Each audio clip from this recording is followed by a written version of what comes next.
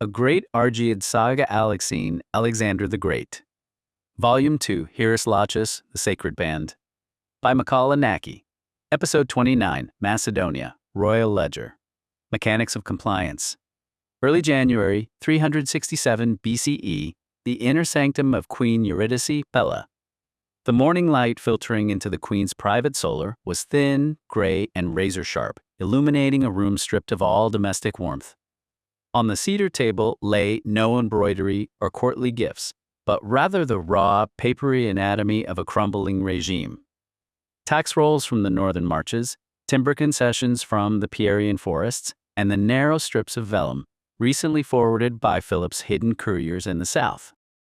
Queen Eurydice sat perfectly erect, her black mourning robes pooled around her chair like cold ink.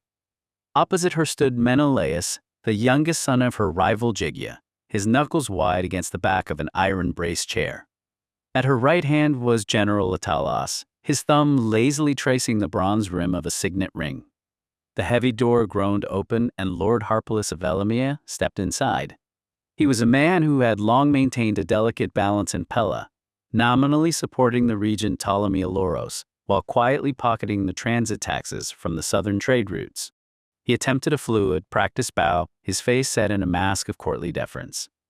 "You summoned me, your grace," Harpalus said, his voice smooth, though his eyes darted to the rolls of parchment on the table. Eurydice did not offer a greeting. She simply picked up a narrow strip of vellum, the decoded cipher that had arrived from Argead only 3 nights prior. "I have been reviewing the ledgers of the northern frontier, Lord Harpalus," Eurydice began, her voice a low, clinical baritone that commanded the stone-walled room. Specifically, the accounts regarding the timber allocations for the state shipyards. It appears that under the regent's signature, 3,000 talents of prime Macedonian oak were diverted to Athenian merchants last summer. A gift to secure their diplomatic neutrality, Ptolemy called it. Harpalus shifted his weight, his composure tightening. "The regent's diplomacy is designed to protect the realm, my queen. Surely, a minor economic concession, a minor concession that left the western frontier entirely without the resources to fortify its gatehouses," Eurydice interrupted, her gaze locking onto his with a chilling, predatory focus. She slid a second document across the table, a detailed report from Captain Leonidas at the Barnus Pass. "While you were signing those timber manifests for Ptolemy's Athenian friends, your own border folk were being butchered by the Illyrian Vanguard, because they lacked the timber to rebuild their bastions. But that is not the arithmetic that concerns me today, my lord." She tapped her finger against a precise row of numbers at the bottom of the page. "The Athenian silver that paid for that oak did not enter the royal treasury," she stated, her tone flat and lethal. "It was deposited into the private accounts of the Elimean treasury." "Your accounts, Harpalus. Ptolemy bought your silence on the king's murder with the very wood that should have protected your own people." The blood drained from Harpalus's face, his courtly mask shattering in an instant. He looked to General Atalos, but the old soldier merely watched him with the flat, unblinking stare of a man who had seen entire bloodlines wiped out for less. This is an outrageous fabrication," Harpalus stammered, his hand instinctively going to his belt. "The regent will not tolerate. The regent is currently a tenant in a house he no longer owns," Eurydice countered, leaning forward, her voice dropping to a lethal whisper. "My son Perdiccas has just welded the northern clans into a single, synchronized vanguard. The Scorpions have drawn their first blood at Barnus, and the army now calls him the Iron King. If I release this document to the border captains, Harpalus, your own men will not wait for a royal decree. They will drag you from your bed and hang you from the very gatehouses you left unfortified." She slid a formal decree toward him, a fresh inkwell and a reed pen already waiting beside it. It was a total renunciation of his allegiance to Ptolemy of Lochos, placing the entire military levy of Elimeia directly under the command of King Perdiccas. "Sign the text," Eurydice commanded. "You are not negotiating for your gold, my lord.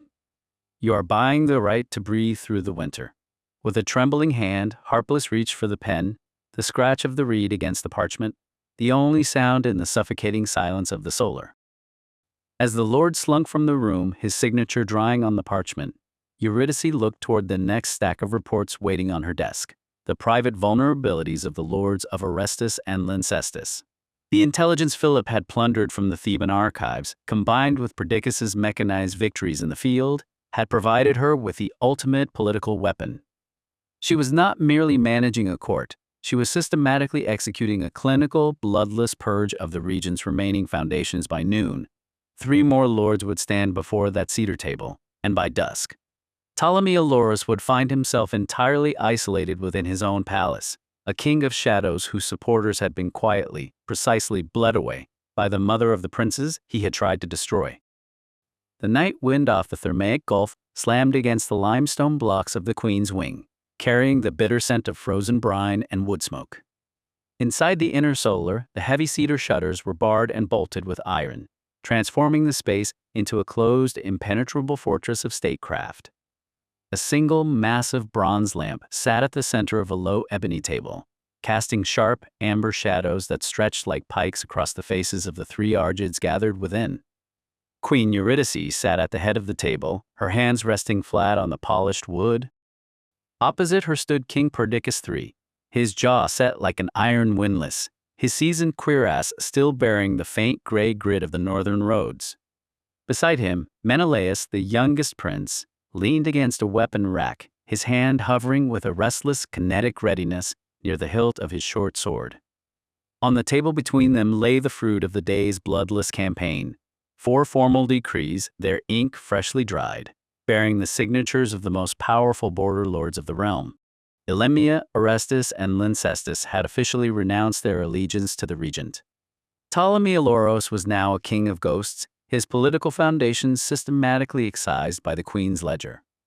"The border lords are ours," Perdiccas said, his 15-year-old voice low, carrying the resonant weight of the mechanized victories he had won at Barnes. Harpalus signed because he knows the Scorpions can dismantle his citadel just as easily as they imploded the gates of Orestes. But we have backed a cornered wolf, mother. Ptolemy still commands the mercenary garrison within Pella's inner walls, and Parmenian's eyes are everywhere. A cornered wolf does not calculate vectors, Perdiccas. He strikes at the throat, Eurydice replied, her gaze locking onto her eldest son with a chilling, predatory focus. She slid a narrow strip of vellum across the table, the latest decoded message from Philip's hidden couriers in Thebes. Philip has sent the absolute calculus of the southern campaigns. Epaminondas teaches that a tyrant's retaliation is never an unpredictable explosion. It is a mathematical necessity. Ptolemy has lost the nobility, which means he has lost his cloak of legitimacy. By the dawn watch, he will realize that his only remaining currency is terror. Menelaus stepped forward into the amber circle of lamplight, his expression tightening into a wall of youthful defiance. Let him unleash his mercenaries. The old guard is already entrenched in the royal barracks. General Italos has spent the evening distributing the iron-shod bolts to the tactical batteries. If Ptolemy's captains try to cross the courtyard, they will find that the king's thunder does not negotiate with usurpers. "We do not wait for the clash in the courtyard," Eurydice countered, her voice dropping to a lethal, authoritative baritone that commanded the suffocating silence of the solar. "That is the defensive error that shattered your father's armies. We must apply the logic of the oblique order to this very palace. While Ptolemy concentrates his remaining strength on the barracks expecting a military coup from the king, our vanguard must strike his flank here, in the administrative core." She pointed to a precise layout of the palace's inner corridors, mapped out using the intelligence Philip had extracted from the Theban archives. "Ptolemy will seek to seize you as a hostage, Perdiccas, to force a renegotiation of the border commands," Eurydice explained, her finger tracing a hidden passageway, leading from the regent's private tower to the Queen's Wing. "He believes the Queen's Wing is a sanctuary of quiet grief. He does not expect it to be an active killing field. Menelaus, you will post 10 of Bardylis's most senior veterans behind the Sidonian hangars in the outer vestibule. If Ptolemy's agents enter that corridor, they are not to be arrested. They are to be executed with the flat directness of a battlefield maneuver." Perdiccas reached out, his hand closing over the iron dagger he had used to seal the oath of the hearth at Argead. He drove the blade straight into the wood of the table, anchoring the layout of the palace beneath the steel. "The Iron Regency ends tonight," the young king declared, looking from his mother to his brother, his gray eyes blazing with a cold, unyielding intellect. Ptolemy thought he was tempering children when he murdered Alexander and sent Philip away in chains. He did not realize he was providing the ultimate anvil upon which the Argead bloodlines would forge itself into a predatory animal. We are no longer a kingdom of pieces, Mother. We have defined the space we stand in. The three women and men of the royal house stood in a heavy, vibrating silence, completely synchronized in their purpose. The internal vulnerabilities that had left Macedon bleeding at the hands of barbarians and traitors for a decade had been systematically closed. They were prepared for the storm. Outside, the winter wind howled against the limestone walls of Pella, a mourning song for a regime that did not yet know it was already dead. But inside the Queen's council chamber, the blueprints for the coming conflict were set, the lines of communication secured, and the absolute calculus of power fully mastered. The trap was laid, the teeth of the Vanguard were bare, and the Iron King was waiting for the first strike. The structural collapse of his regime was now audible. From the high, wind-swept parapets of the North Tower, the Regent Ptolemy of Lochos could hear the rhythmic, clinical thud of iron-shod boots. Moving through the lower courtyards, General Atolos's veterans, completely synchronized under the king's new absolute command. The reports lying shattered across Ptolemy's desk confirmed his total isolation. The border lords had vanished from his ledger, systematically extorted by Queen Eurydice's legal vanguard. Ptolemy stood by the narrow arrow slit, his breathing ragged, the gold trim of his royal chlamys catching the frantic, guttering light of a dying oil lamp. He was no longer a ruler negotiating vectors of statecraft. He was a cornered animal calculating the remaining seconds of his survival. Parmenion is dead or captured, Ptolemy hissed, turning sharply to face the single, hooded shadow kneeling in the center of the cold stone chamber. It was Antipatris, his most ruthless nocturnal courier, a man who moved along the mountain passes like a ghost. The Queen's wing is an active killing field. If we hold this tower until dawn, it means nothing if the western gates are locked against us. He snatched a fresh strip of rough northern vellum from the table, his hand trembling with a sudden jolt of adrenaline as he dipped a reed pen into the dark ink. He did not write with the fluid, decorative prose of a Pellan diplomat. He wrote with the flat, jagged strokes of absolute desperation. Secret cipher to Bardylis. To the great sovereign of the tribes, King Bardylis. The balance of the frontier has broken. The boy Perdiccas has armed the mountain passes with the southern engines. The scorpions are mounted at Barnas. This is an inversion of our peace. I propose a new arrangement. Advance your cavalry through the Lyncestian Gate immediately. I will open the internal grid of Pella to your vanguard. Take the northern marches as your permanent territory.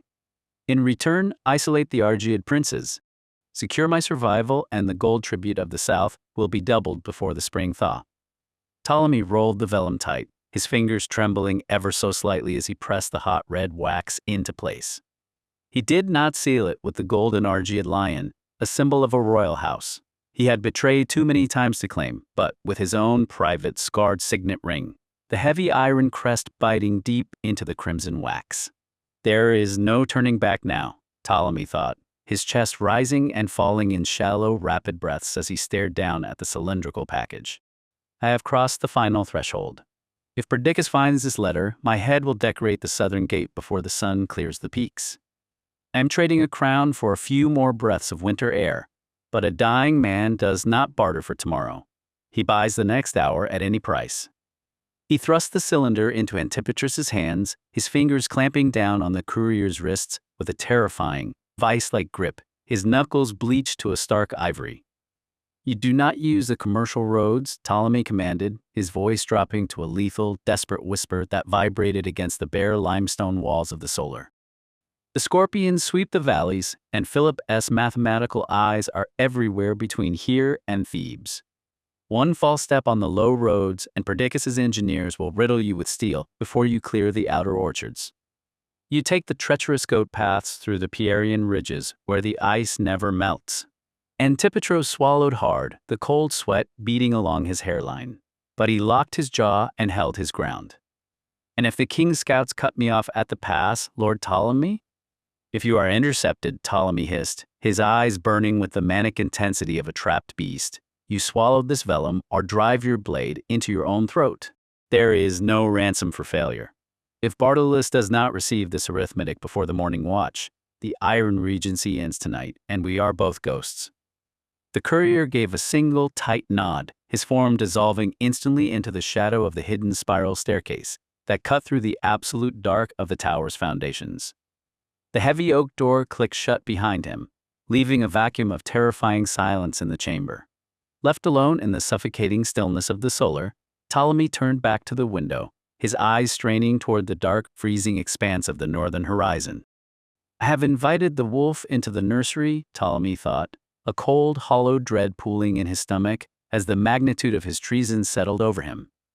I have sold the bones of my own people, traded the ancestral pastures of Macedon, just to buy a temporary lease on a doomed life. He looked down into the courtyard far below, where the torches of the king's vanguard flickered like a restless rising flame against the dark stone. The regular metallic clank of guard rotations echoed up through the winter air, a relentless ticking clock of execution. "Move, you barbarian bastard," Ptolemy prayed silently, his fingernails digging into the stone sill as he watched the shadows move below. "Ride through the Lyncestian gate before Perdiccas' engineers mount the final engines. Move faster than the mathematical certainty of the death waiting outside my door." The winter solstice had long since passed, but the air inside the regent's private quarters remained unnervingly frost-bitten cold. Ptolemy Lochos stood rigidly by the narrow, iron-barred window, looking down into the torch-lit courtyard, where the changing of the guard was taking place. Usually, the transition was marked by crisp, silent efficiency, a mechanical rotation of loyalties secured by coin and intimidation. Tonight, there was a roar. As Perdiccas III crossed the flagstones on his way toward the royal stables, his dark cloak swept back by the freezing night wind, the soldiers, men Ptolemy had personally paid, clothed, and fed for years, did not merely salute. Clack, clack, clack. They struck their bronze spear butts against the stone in a rhythmic, deafening thunder that rattled the glass in the high windows. Above the metallic clatter, a single, raw cry rose from the ranks, instantly taken up by hundreds of throats with terrifying unity. "Perdiccas! The iron! Argead!" Ptolemy jerked back from the window as if the sound had physically struck him across the face. His boots skidded slightly on the mosaic floor as he stumbled away from the light, retreating into the dim shadows of the chamber. He turned frantically to his chief advisor, a man whose face had gone bloodless and gray in the flickering torchlight. "They cheer for him," Ptolemy whispered, his voice trembling violently with a toxic mixture of disbelief, humiliation, and a rapidly expanding terror. "I gave them gold. I gave them wine. I gave them peace. I kept their bellies full while the mountains bled. Why in the name of the gods do they cheer for a boy who brings them nothing but the promise of harder winters, broken pikes, and Illyrian blood?" The advisor didn't look up. His eyes remained locked on the floor, watching the torchlight dance across the stone as if waiting for the ceiling to collapse. "He still thinks men are led by their ledgers," the advisor thought bitterly, a cold knot tightening in his own stomach. "He thinks a mercenary soul can be bought forever with grain rations, blind to the intoxicating pull of an ancient name." "They don't want peace, my lord," the advisor replied quietly, his voice strained. "Peace is quiet, peace is forgettable. They want to be proud." The news from the Barnes Pass has reached every tavern, every barracks, and every blacksmith's forge in Pella. They say the king didn't just defeat the raiders, he shattered the fear of the northern tribes that has sat like a leaden weight on our shoulders for 20 years. They see him as the living reincarnation of Amyntas, and they see you. He hesitated, swallowing hard. As the man holding his coat, while the real king rides out to meet his destiny, the words landed like falling masonry. Ptolemy slumped heavily into his high-backed cedar chair, the rich embroidered weight of his purple robes suddenly feeling less like a symbol of supreme authority and more like a leaden, suffocating shroud. "I'm a steward in my own house," Ptolemy thought, a cold, hollow vertigo spinning behind his eyes. "I built this regime stone by stone out of assassinations and alliances, and now a boy with a scorpion engine and a scowling profile has stolen the army right out from under my nose." He realized with sudden blinding clarity that a soldier's true loyalty is never permanently bought with coins. It is seized by the intoxicating belief that their leader is the absolute instrument of their glory. By allowing Perdiccas to take the northern command, seeking to keep him out of sight, Ptolemy had inadvertently forged a living legend he could no longer control, contain, or bribe. He is no longer a ward, Ptolemy muttered to the empty air, staring vacantly at the chaotic shadows dancing along the stone wall. He is a rival. And the army has already chosen their side. He did not wait for his advisor to answer. With jerky, uncoordinated movements, Ptolemy reached across the cluttered desk for a fresh sheet of fine papyrus and a bronze stylus, his hand shaking so badly he nearly dropped the instrument. He didn't write to Queen Eurydice. She was already sharpening her own knives in the quiet of her wing. He didn't write to the assembly. They were already swaying to the drumbeat of the young king's popularity. Instead, his trembling hand began to scratch out a hurried, desperate secret message to the Athenian commander stationed on the northern coast, offering concessions, land rights, and a defensive arrangement designed entirely to check the unstoppable rise of his own king. The regent of Macedon was no longer trying to rule the realm. He was simply trying to survive the next sunrise. The rift was no longer a political disagreement. It was a widening chasm, and the city of Pella had become a powder keg waiting for a single spark. To be continued in episode 30, Thessaly, Cold Mandate. Watch and listen now. Watch the cinematic video trailer. Listen to the full saga now. Bookmark Volume 1, Talesia's Playlist.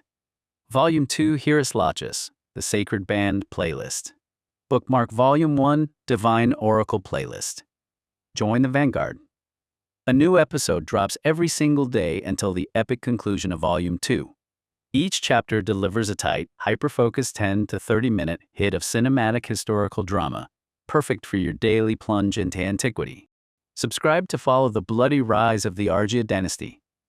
Thumbs up to help push our Vanguard through the algorithm's gauntlet. Comment below.